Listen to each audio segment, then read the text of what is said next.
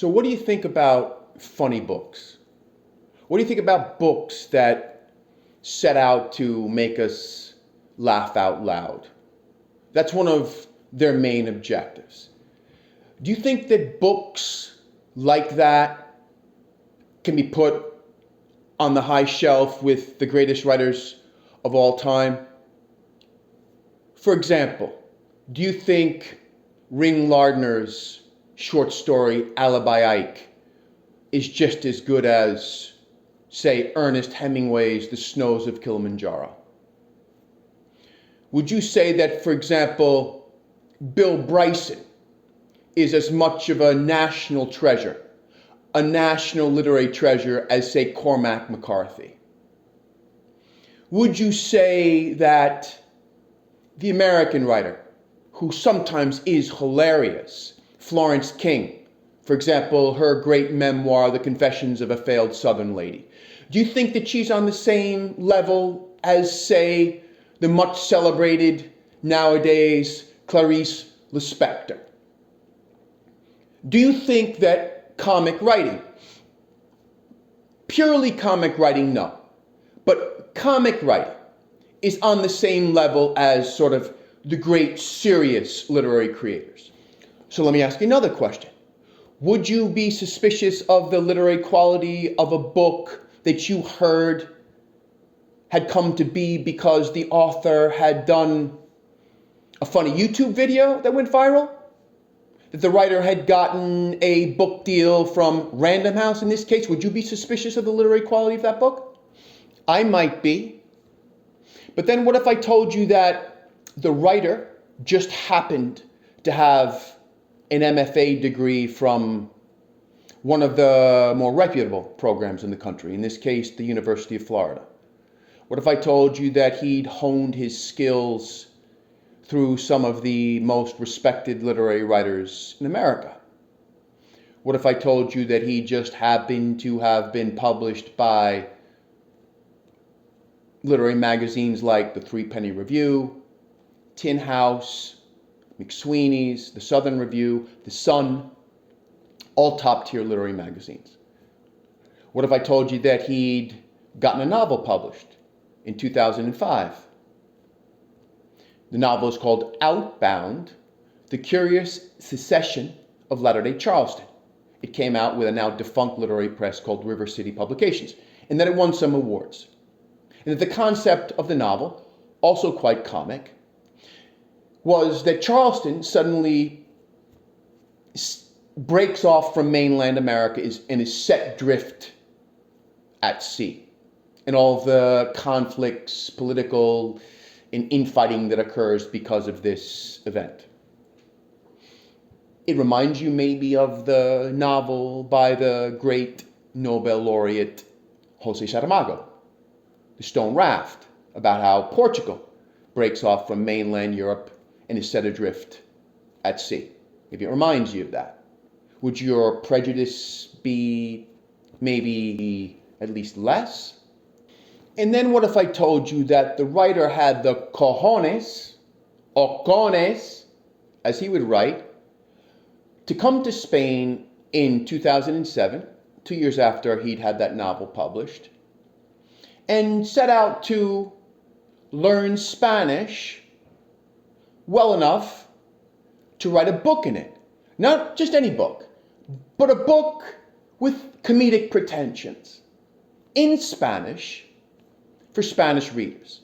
Okay, so the writer I'm talking about is a guy named Charlie Geer, who was born and raised in Charleston, South Carolina, but came to Spain in 2007, and after a dozen years, wrote a book, the book that I'm reviewing today, called ¿Qué dices, teacher?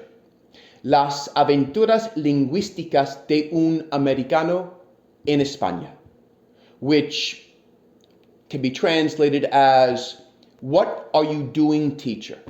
The linguistic adventures of an American in Spain. Right now, the book only exists in Spanish.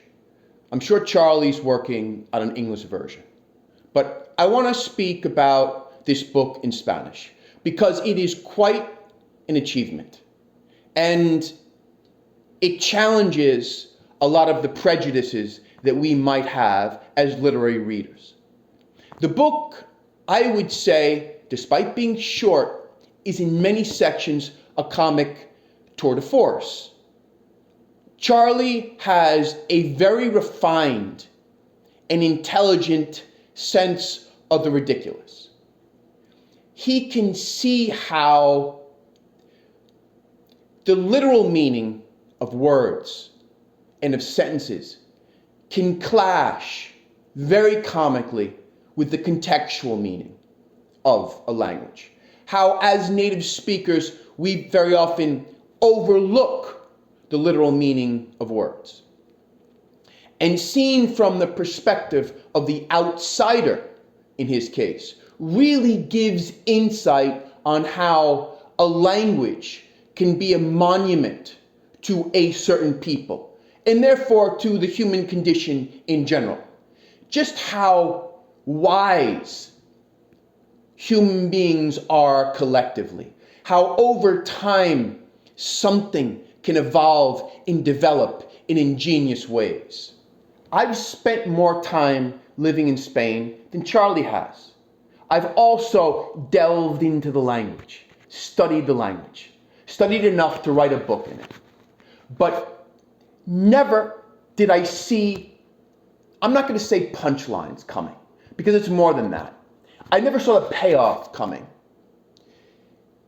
He surprised me almost every single time. Just off the top of my head, the way that he sees the absurdity of how Spaniards incorporate English into their dialect or their everyday life, how they convert English terms and ultimately give those terms a new meaning. The book becomes profound when he talks about how we can't be possessive of our language, how we have to let it evolve, that the energy and value of a language is how it can survive and change through generations and through how it passes through different cultures and takes on a special richness because of this. There's a line in the book, "Cuánto más rico puede resultar un idioma bajo la influencia de otro." How much richer a language can turn out to be under the influence of others or the other. Now, he's speaking about another culture, but that can also be applied to him. How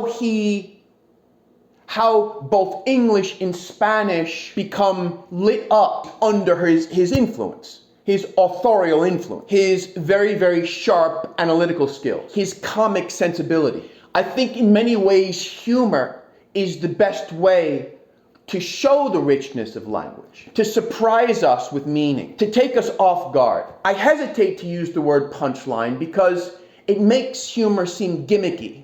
There's nothing gimmicky about the humor of Charles Geer. To me, the best books demand a lot from us. They demand a desire to learn. They demand our complete attention. They demand intellectual openness, curiosity. They ask us to rise to the occasion, to overcome sort of the gaps in our education or in our sensibility. They never condescend to us. They never patronize us. They communicate. They have something to communicate. And for them to communicate something, we have to do our part, right? So we have to give all of ourselves to a book for it to be effective. And they seduce us in many ways to give all of our attention. And one of the best ways of seduction is through humor. And the thing about comedy is that it's such a pleasure to read. Just before reading Charlie Geer's book, I read a book called Hunger of Memory, The Education of Richard Rodriguez, written by Richard Rodriguez.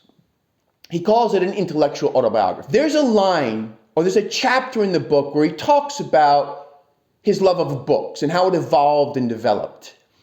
And at one point, he comes across the American writer William Saroyan's novel, The Human Comedy. And he writes about how he loved it so much that he was suspicious of it. I think the line is, a book so enjoyable couldn't be very important. That is exactly the sensibility that I take issue with. And ultimately, Richard Rodriguez, as he grows older, comes around to where the real value of literature is. But Charlie Geer, in his book, ¿Qué dices, teacher? Las aventuras lingüisticas de un americano in España, shows us an enjoyable book, a book that feels like a guilty pleasure, can also have great value. Check it out. If you can read Spanish, read it. You'll enjoy it. And let's all hope together that Charlie Geer ultimately converts this book into a work of art written in English.